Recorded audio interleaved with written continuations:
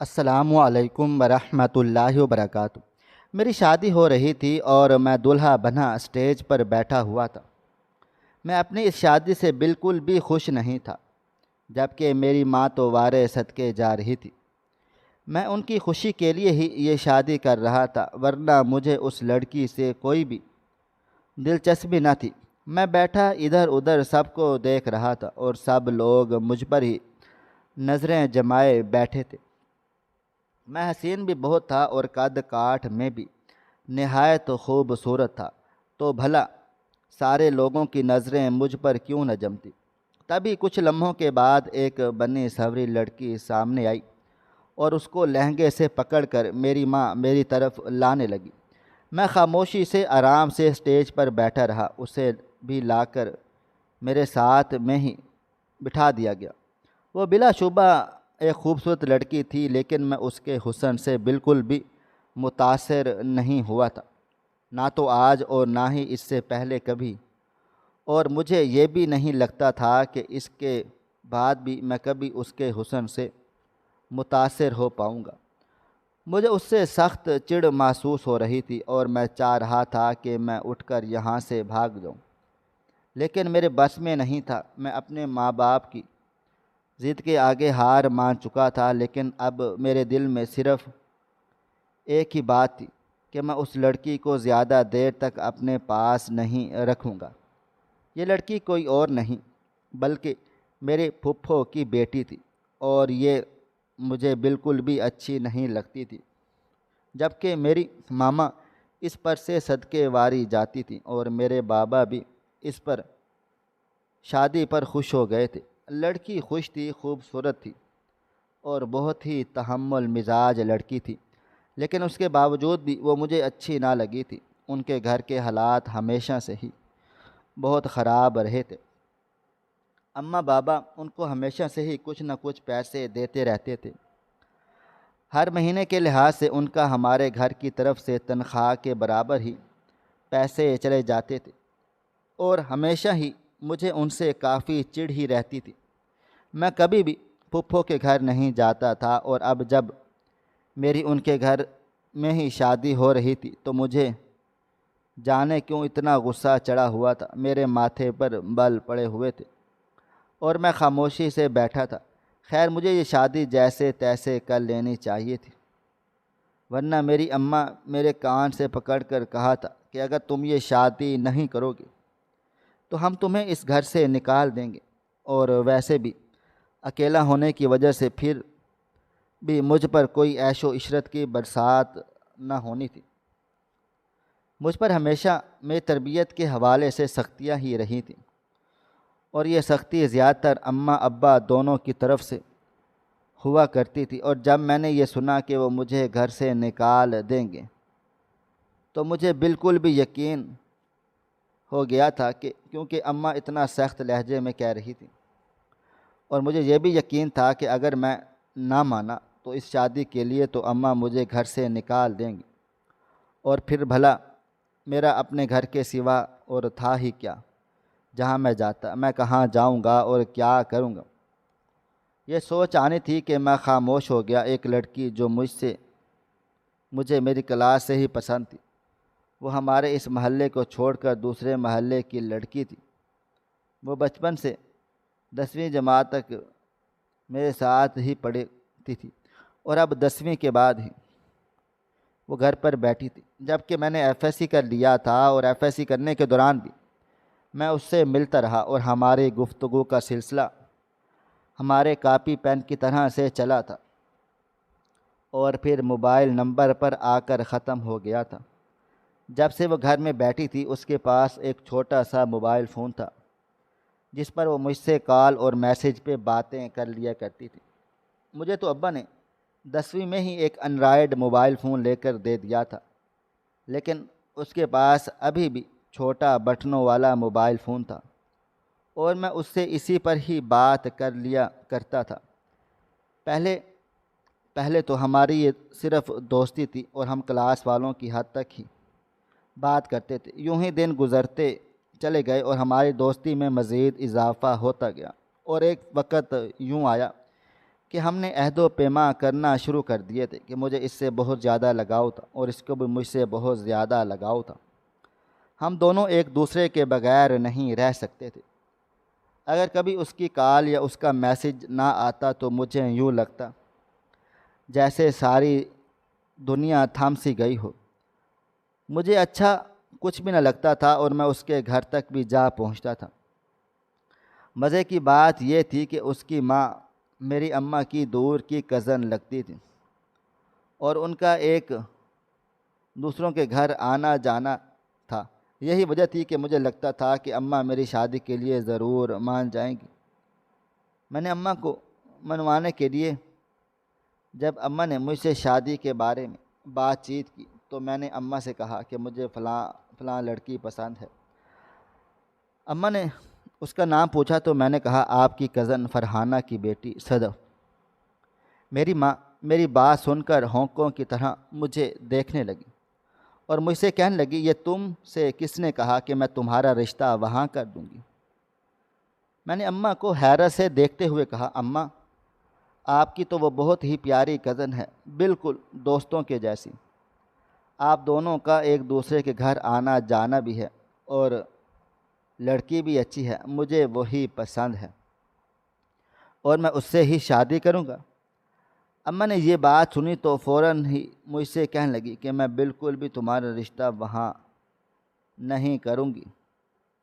میں یہ سن کر سکتے میں آ گیا تھا اور پھر اماں سے کہا اماں لڑکی میں آخر کیا کمی ہے، وہ اتنی اچھی خوبصورت لڑکی ہے اور میں اس کو بھی پسند کرتا ہوں۔ مزے کی بات یہ ہے کہ وہ بھی مجھے پسند کرتی ہے، تو پھر بھلا اس میں انکاری کی کیا وجہ ہے؟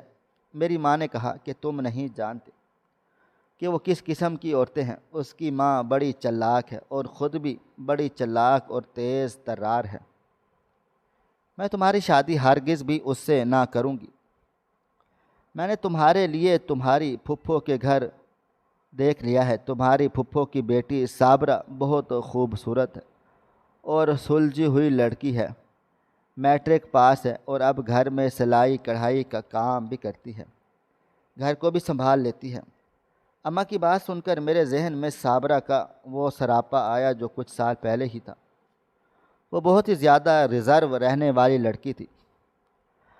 اکثر وہ اپنے آپ کو لپیٹ کر رکھتی تھی اور کبھی کسی سے بات نہ کرتی تھی اور مجھے ایسی لڑکیاں بالکل بھی پسند نہیں تھی۔ مجھے شوخ اور چنچل لڑکیاں پسند ہیں، جس طرح میں شوخی سے بات کروں میرے سے بھی وہ ویسے ہی شوخی سے بات کریں، لیکن وہ ایسی نہیں تھی۔ ہم جب بھی ان کے گھر جاتے تھے وہ ہم سے ملنے آ کر ہمارے ساتھ آ کر کبھی بھی نہ بیٹھتی تھی۔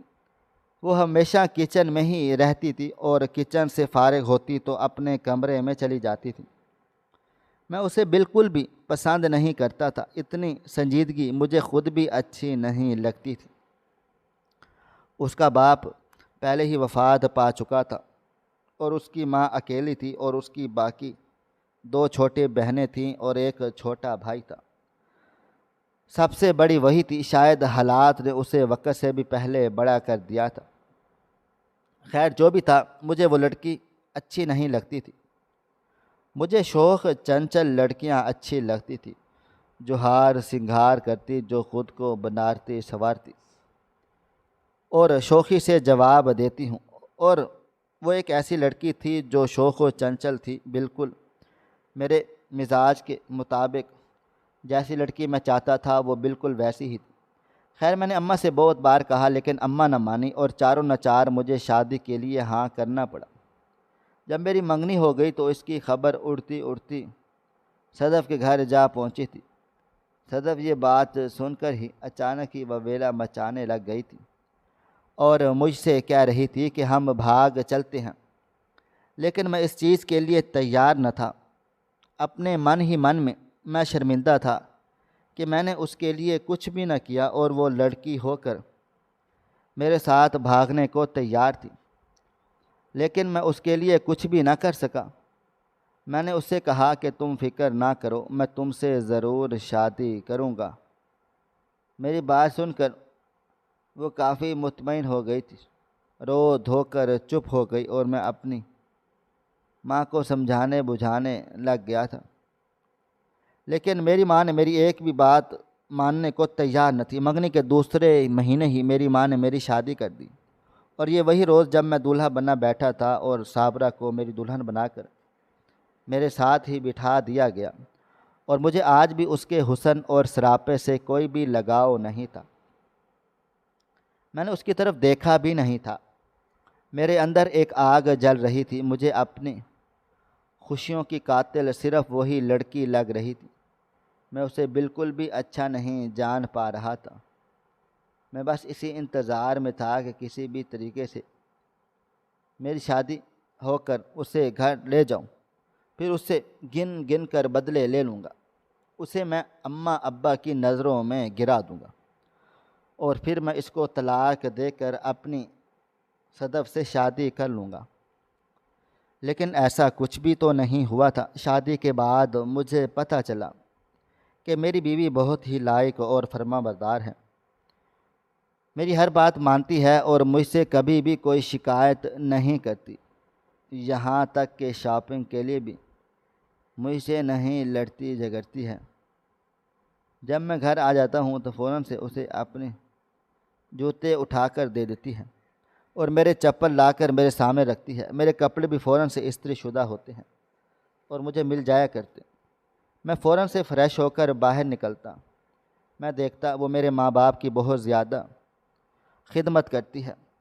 میں بس اپنے ذہن کے مطابق یہی بات دہرائے جا رہا تھا کہ وہ بس ہمارے احسانوں تلے دبی ہے، کیونکہ میرے ماں باپ نے اس کی اور اس کی فیملی کی بہت زیادہ ہیلپ کی تھی، اسی وجہ سے وہ ہمارے احسانوں تلے دب چکی ہے، اور اسی لیے وہ ہماری بہت زیادہ عزت کرتی ہے۔ میں بس اسے ماں باپ ابا کی نظروں میں گرانا چاہتا تھا، لیکن ایسا کچھ نہ ہوا، اور وہ مزید میرے ماں باپ کے دلوں میں گھر کرتی چلی گئی، اور میں اپنے مقصد میں کامیاب نہ ہوتا۔ میں یہی سوچتا رہتا کہ آخر کسی بھی طریقے سے میں اسے گھر سے نکال دوں، اس کو طلاق دے دوں اور اس کی جگہ پر اپنی صدف سے شادی طے کر لوں، لیکن ایسا کچھ بھی نہیں ہو پا رہا تھا۔ میں اسی سوچ میں غرق تھا کہ اچانک ہی میرے دل و دماغ میں ایک خرافاتی تدبیر نے جنم لیا تھا، اور اب میں آہستہ آہستہ خود کو نارمل کرنے لگا تھا۔ میں نے صابرہ کو بھی اب کچھ اچھے سے ٹریٹ کرنا شروع کر دیا تھا۔ اب میں اسے گاہے بگاہے باہر گول گپے کھلانے لے جاتا، کبھی کبھی آئس کریم کھلانے لے جاتا باہر، کبھی کبھی کھانے پر بھی لے جایا کرتا، اور اس سے کہتا کہ آؤ ہم شاپنگ کرنے باہر چلیں، تو وہ انکار کر دیتی، لیکن میں زور زبردستی اسے بھی پھر بھی ساتھ لے جایا کرتا تھا۔ یہ دیکھ کر میری ماں بہت زیادہ خوش ہوتی تھی، اسے لگ رہا تھا کہ میرا بیٹا اب اس شادی کو مان چکا ہے، لیکن حقیقت کیا تھی یہ صرف میں ہی جانتا تھا، اور میں ایک مکمل طور پر پلان بنا چکا تھا کہ میرے ماں باپ کو بھی اس بارے میں کوئی خیر خبر نہ ہو اور اس کے بارے میں کوئی بھنک نہ پڑے، کیونکہ کافی عرصے سے اپنے ہی والد اچھا ہونے کا بہانہ کرتا رہا، اور اپنی بیوی کے ساتھ میں نے تعلقات قائم کر لیے۔ میں اسے کسی بھی چیز کی کمی نہ ہونے دیتا۔ سب کو اب یہی لگ رہا تھا کہ میں اپنی بیوی کے ساتھ خوش ہو گیا ہوں، لیکن حقیقت میں ایسی کوئی بات نہ تھی۔ میں اپنی بیوی کو راستے سے ہٹانے کے لیے اچھے پن کا مظاہرہ کر رہا تھا، بہانے بنا رہا تھا کہ مجھے کیسے بھی کر کے اپنی پسند سے شادی کرنی تھی۔ یوں تو میرے ابا جان کی ایک فیکٹری تھی جس میں ابا مجھے اپنے ساتھ ہی کام پر رکھتے تھے، اور میں ابا کے ساتھ کام پر جاتا اور دل لگی سے کام کرتا، اور صبح سویرے جاتا اور شام کے وقت لوٹتا، تو واپس آتا تو میری بیوی میرے انتظار میں ہوتی، میرے لیے خوب سجتی سنورتی اور مسکرا کر میرا استقبال کرتی، لیکن مجھے اس سے کوئی بھی سروکار نہیں تھا۔ مجھے اس کی ساری چیزیں بناوٹی لگتی تھیں۔ مجھے تو اب بھی یہی لگتا تھا کہ ہمارے احسانوں تلے دبی ہوئی ہے، اور اسی وجہ سے دکھاوے کے طور پر ہمارا خیال رکھتی ہے، اور یہی ہم سب کو اچھے سے ٹریٹ کرتی ہے، لیکن ایسا کچھ بھی نہیں تھا۔ شاید یہ سارے کا سارا اس کا خلوص نیت کے ساتھ کیے گئے کام کاج تھے، لیکن مجھے سمجھ ہی نہیں آ رہی تھی۔ جیسا بھی تھا، مجھے وہ ایک آنکھ نہ بھاتی تھی۔ جب بھی وہ مجھے تھکا ہارا دیکھتی تھی تو بستر پر آ کر میرے بازو دبانے لگ جاتی تھی یا پھر میرے پاؤں دبانے لگ جاتی تھی، اور تب میرا دل کرتا تھا کہ میں اسے ایک ایسی ٹھوکر ماروں کہ وہ کمرے سے ہی باہر جا کر گرے اور کبھی دوبارہ میرے سامنے ہی نہ آئے۔ لیکن ایسا میرے بس میں نہ تھا، مجھے پھر بھی ابھی اسے برداشت کرنا تھا۔ اور جب میں مکمل طور پر اپنا یقین سب لوگوں پر جما چکا تو پھر ایک روز میں نے یوں ہی بیٹھے بیٹھے اپنی بیوی صابرہ سے کہا کہ چلو ہم دونوں بڑی مارکیٹ سے کچھ شاپنگ کر لیتے ہیں۔ میری ماں بھی ساتھ ہی بیٹھی تھی۔ میری بیوی کہنے لگی، نہیں مجھے کچھ بھی نہیں چاہیے، کسی چیز کی ضرورت ہی نہیں، اور ویسے بھی ابھی تو ہماری شادی ہوئی ہے۔ میرے میکے کی طرف سے اور آپ لوگوں کی طرف سے جو جو سوٹ تھے، وہ جو جو جیولری تھی، جو جو شوز تھے، وہ سارے کے سارے میرے ویسے کے ویسے پڑے ہوئے ہیں۔ مجھے اب کسی بھی چیز کی کیا ضرورت، ابھی رہنے دیں۔ مجھے اس کے انکار پر غصہ آ گیا اور میں نے کہا، اماں دیکھ رہی ہیں آپ اپنی بہو کے نخرے؟ دیکھا، میں تو اسے جس بات کا بھی کہوں میری بات نہیں مانتی۔ اماں نے مسکراتے ہوئے اس کی طرف دیکھا اور کہا، بیٹا صابرہ کیا ہوا، چلی جاؤ نا۔ اور پھر میں نے کہا، اماں ہم دونوں ایک ساتھ ذرا دوسرے شہر سے بھی ہوتے آئیں گے، وہاں سے بھی میں اسے گھما پھرا کر لاؤں گا، اور کچھ دن وہاں رہنے کے بعد تھوڑی سی سیر سپاٹے کرنے کے بعد ہم واپس گھر کی طرف ہو لیں گے۔ میری ماں نے جب یہ بات سنی تو میری ماں کو بہت اچھا لگا تھا۔ میری ماں مسکراتے ہوئے فوراً سے اجازت دے دی اور صابرہ تو ہواؤں میں اڑنے لگ گئی تھی۔ اسے یقین ہی نہیں آ رہا تھا کہ میں اسے ہنی مون پر لے کر جا رہا ہوں، لیکن وہ بیچاری کیا جانتی، وہ تو بے خبر بے وقوفی سیدھی سادی سی لڑکی میرے اشاروں پر ناچ رہی تھی، میری ذرا سی توجہ پر اڑ اڑ جاتی تھی۔ اس کے گالوں پر لالی بکھر رہی تھی، مسکراہٹ تھی اس کے چہرے سے جدا نہ ہوتی تھی، اور مجھے اس کی مسکراہٹ دیکھ کر اس پر مزید غصہ آنے لگتا تھا۔ میرا دل چاہتا تھا کہ میں اسے اٹھا کر باہر پھینک ڈالوں، لیکن بس اب کچھ وقت تھا، مجھے اسے بس کچھ وقت ہی برداشت کرنا تھا۔ آج میں نے اپنی فیکٹری سے چھٹی کر لی تھی اور اسے لے جانے کے لیے تیار ہو گیا تھا۔ ابا اور اماں خوشی خوشی مان گئے تھے کہ میں اپنی بیوی کے ساتھ خوش ہوں اور میں اسے لے کر بھی جا رہا ہوں۔ یہ بات کسی اور کو پتہ نہیں تھی، یہ بات صرف اور صرف میں اپنے دل میں تہیہ کیے ہوئے تھا کہ میں جب بھی وہاں جاؤں گا تو اس کو وہیں چھوڑ کر واپس آ جاؤں گا، اور میں اپنی چال میں یوں ہی کامیاب ہو رہا تھا۔ مجھے اماں ابا نے اجازت دے ڈالی اور میں اسے لے کر گاڑی میں دوسرے شہر کی جانب نکلا تھا۔ میں اسے تمام سڑکوں سے لے جاتا ہوا، پارکوں سے گزرتا ہوا اسے ایک بہت ہی ویران جگہ پر لے آیا تھا۔ اس ویران جگہ پر آس پاس کوئی بھی گھر نہیں دکھتا تھا، کیونکہ یہ کافی ویرانی والی جگہ تھی، اور اس کے ارد گرد نہ تو کوئی گھر تھا اور نہ ہی مجھے آس پاس لوگ آتے جاتے دکھائی دے رہے تھے۔ میں نے وہاں پر گاڑی روکی اور اس سے کہا، نیچے اترو۔ وہ خاموشی سے نیچے اتر گئی۔ اسے لگ رہا تھا میں اسے یہاں پر سیر کرنے کے لیے لے کر آیا ہوں، لیکن وہ جو ہی نیچے اتری میں نے فوراً سے گاڑی کا دروازہ بند کر دیا۔ وہ حیرت سے باہر کھڑی مجھے دیکھے جا رہی تھی۔ میں جو ہی گاڑی سٹارٹ کرنے لگا، اس نے گاڑی کے دروازے کے شیشے پر ہلکی سی دستک دی اور مجھ سے کہنے لگی کہ آپ کہاں جا رہے ہیں؟ میں یہاں پر کیا کروں گی؟ میں نے اس سے کہا، بس تمہارا اور میرا ساتھ یہیں تک کا تھا، میں تمہیں اپنی زندگی میں مزید برداشت نہیں کر سکتا۔ تمہیں کیا لگتا تھا میں تمہیں اپنے بیوی کے طور پر تسلیم کر چکا ہوں؟ یہ بالکل سارے کا سارا جھوٹ تھا اور وہ سارے کا سارا ڈرامہ تھا جو میں کیے چلے جا رہا تھا۔ اور اب دوبارہ میرے قریب بھی آنے کی کوشش مت کرنا، خبردار اگر دوبارہ ہماری زندگیوں میں تم آئی۔ وہ مجھے حیرت سے دیکھ رہی تھی اور میں اپنی زبان سے باتوں کے تیر چلا رہا تھا جو اس کا یقیناً کلیجہ چھلنی کر رہی تھی۔ وہ آنکھوں سے آنسو لیے میری طرف دیکھنے لگ گئی تھی۔ اس نے مجھ سے کہا، یہ آپ کیا کہہ رہے ہیں؟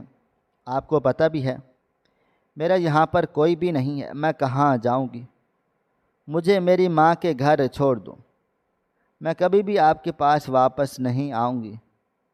لیکن میں جانتا تھا اگر میں نے اسے حقیقت میں ہی اس کے گھر چھوڑ دیا تو میرے ماں باپ مجھے زندہ نہیں چھوڑیں گے۔ میں نے اسی وقت طلاق دی اور وہ ہونکوں کی طرح کھڑی مجھے دیکھتی رہ گئی اور میرے گاڑی کے دروازے پر دستک دیتی رہی اور مجھ سے کہتی رہی کہ خدا کے لیے مجھ پر رحم کر دو، مجھے اس جگہ پر چھوڑ کر نہ جائیں، خدا کے لیے مجھ پر رحم کر دیں۔ لیکن میں نے اس کی ایک بات نہ سنی اور جلدی سے طلاق دیتا ہوا واپس گھر کی جانب چلا آیا تھا۔ گھر کی جانب آتے ہوئے میں نے اپنے چہرے کے تمام نقشوں غمگین بنا لیے۔ اب میں دوسرے دن واپس لوٹ گیا تھا۔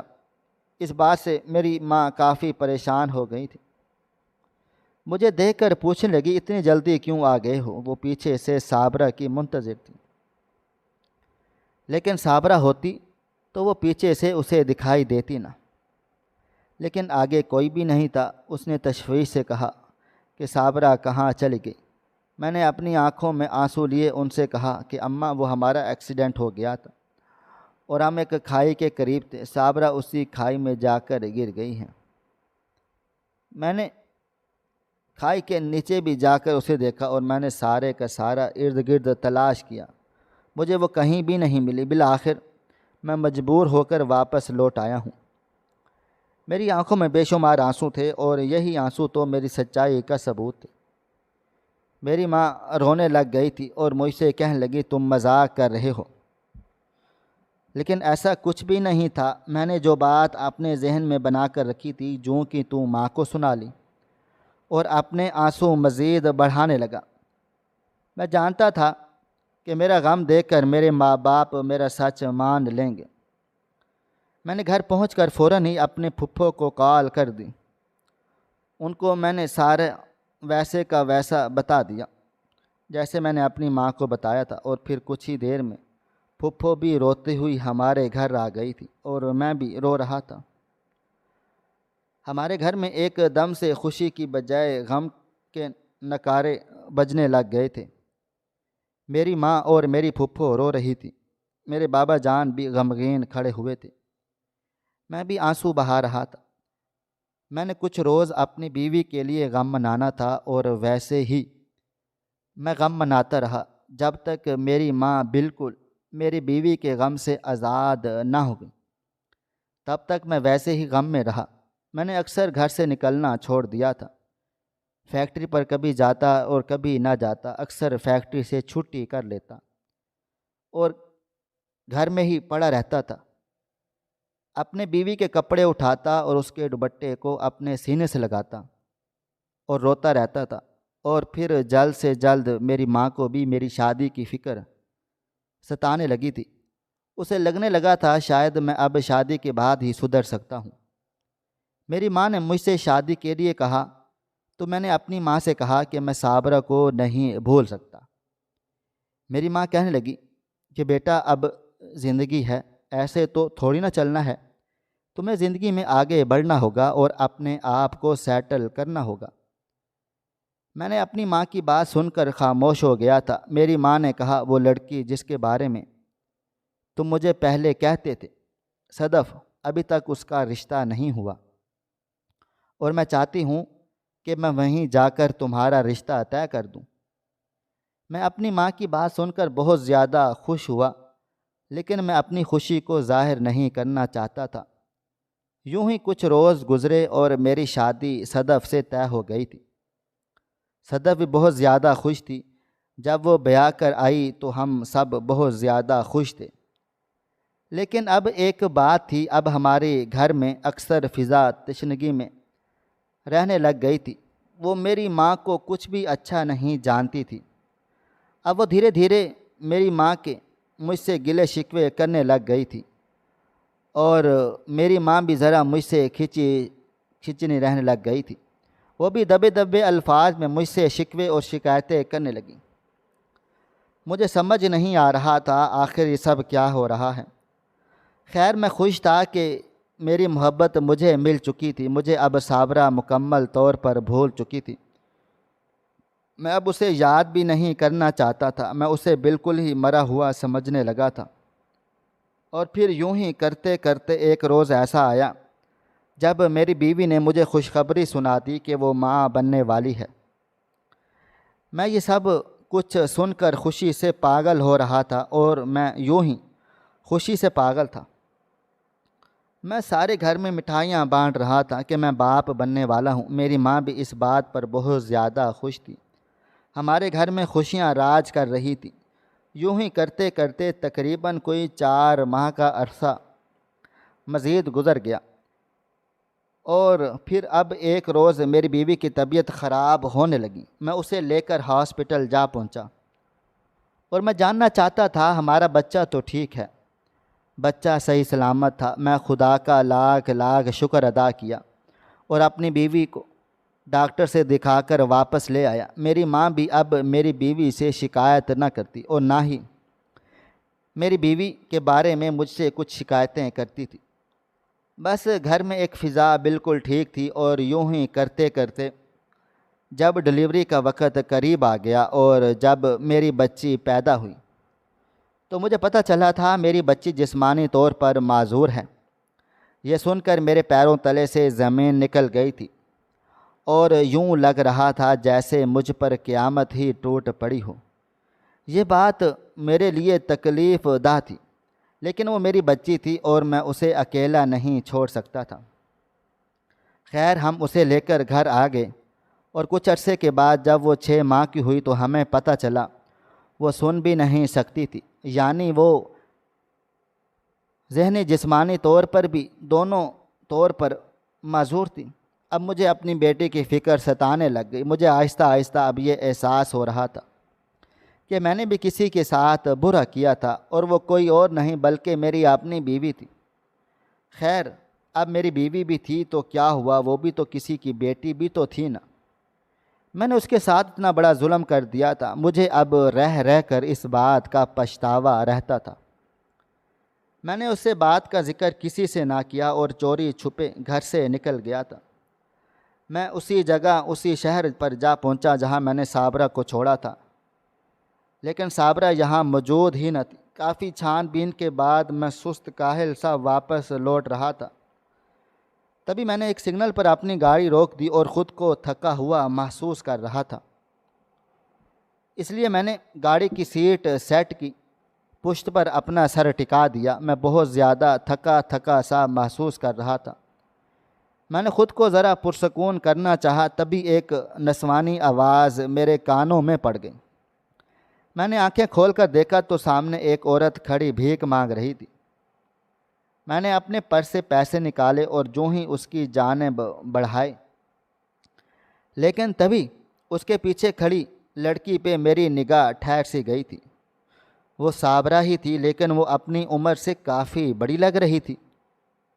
ایک لمحے کو تو میں اسے پہچان ہی نہ پایا تھا، مگر اگلے ہی پل میں اسے پہچان لیا تھا۔ وہ بھیکاری عورتوں کے ساتھ، یعنی بھیک مانگ رہی تھی۔ مجھے بے حد شرمندگی نے آن گھیرا تھا۔ میں آخر کیسے یہ سوچ چکا تھا کہ وہ مجھے نارمل ملے گی، ظاہر سی بات ہے۔ میں نے اسے تنہا چھوڑا تھا تو یقیناً اسے کسی ایسی جگہ پر ہی ہونا چاہیے تھا جہاں وہ اب تھی۔ میری آنکھیں خود بخود بھر آئی تھیں۔ مجھے اپنی غلطی پر پچھتاوا تھا۔ میں فوراً گاڑی سے نکلا اور اس کے سر پر جا پہنچا۔ میں نے اس کو پہچانتے ہوئے اس سے کہا، سچ بولو، مجھے پہچانا؟ اس نے میری طرف دیکھا۔ وہ بھی یقیناً مجھے پہچان چکی تھی، لیکن اس نے مجھ سے کہا نہیں میں تمہیں نہیں پہچانتی، مجھے اکیلا چھوڑ دو۔ لیکن میں نے اس سے کہا مجھے معافی کی ضرورت ہے، خدا کے لیے مجھے معاف کر دو، اور میری معافی کا ازالہ تب ہی ممکن ہو سکے گا جب میں تمہیں اپنے گھر چھوڑوں گا۔ تمہیں اپنی ماں کی قسم ہے تم اپنی ماں کے لیے میرے ساتھ چلو، ورنہ شاید تمہاری ماں تمہاری راہ دیکھتے دیکھتے ہی اپنی جان دے دے گی۔ میری یہ باتیں سنتے ہی وہ میرے ساتھ آنے کو تیار ہو گئی تھی۔ میں گھر لے آیا اور ساری بات کہہ سنائی۔ میرے ماں باپ کو مجھ سے یہ ہرگز امید نہ تھی، انہوں نے مجھے گھر سے نکال دیا تھا۔ میں جانتا تھا اس میں میری خطا بہت بڑی تھی، اور اس کے لیے بھی جو سزا تھی وہ مجھے قبول تھی۔ میں اپنی بیوی کو لیے کہیں دوسری جگہ چلا گیا تھا۔ میری بیٹی اب کبھی بھی ٹھیک نہیں ہو سکتی تھی، مگر میں مطمئن تھا کہ میری غلطی کا ازالہ میں کر چکا ہوں۔ ایک مکافات عمل مل گیا تھا۔ میری بیوی صدف آسائشوں کی عادی تھی، اسے میرے ساتھ ایسے زندگی نہیں گزارنی تھی جیسے وہ گزارنے پر مجبور ہو گئی تھی۔ مگر میں بھی کیا کرتا، میرے کرموں کا یہی صلہ ملا تھا، اور میں نے رو رو کر اللہ تعالیٰ سے اپنی غلطی کی معافی مانگ لی تھی۔ مجھے یقین تھا کہ وہ مجھے معاف کر دے گا، اور اسی وجہ سے میں پرسکون تھا۔ بیوی چاہے ہمیشہ ہی لڑتی ہے، مگر پھر بھی اس کی قسمت مجھ سے جڑی ہے، اس لیے دور نہیں جاتی، اور ہماری بچی ہماری واحد آس امید ہے۔ میں محنت مشقت کر کے اس کے علاج کے لیے کچھ پیسے جمع کر لیے تھے۔ ڈاکٹرز نے حوصلہ دیا تھا کہ وہ اس کو ٹھیک کر دیں گے، اور میں اب اسی آس امید پہ ہوں کہ ہو سکتا ہے میری بچی ٹھیک ہو جائے گی، اور جب میری بچی ٹھیک ہو جائے گی تو میں اسے اس کے دادا دادی سے ملوانے لے جاؤں گا۔ اگر وہ اپنے پوتی کو دیکھیں گے تو یقیناً مجھے معاف کر دیں گے، مگر ابھی تک صرف امید ہے، اور میری دنیا بس اسی آس امید پر ہی قائم و دائم ہے۔ ناظرین، آپ کو ہماری آج کی کہانی کیسی لگی؟ کومنٹ باکس میں اپنی رائے کا اظہار ضرور کریں۔ مزید اس طرح کی سبق آموز کہانیاں سننے کے لیے ہماری ویڈیوز کو لائک کریں، شیئر کریں، اور ہمارے چینل کو سبسکرائب ضرور کر لیں۔ ملتے ہیں کل ایک نئی اور دلچسپ کہانی کے ساتھ۔ اللہ حافظ۔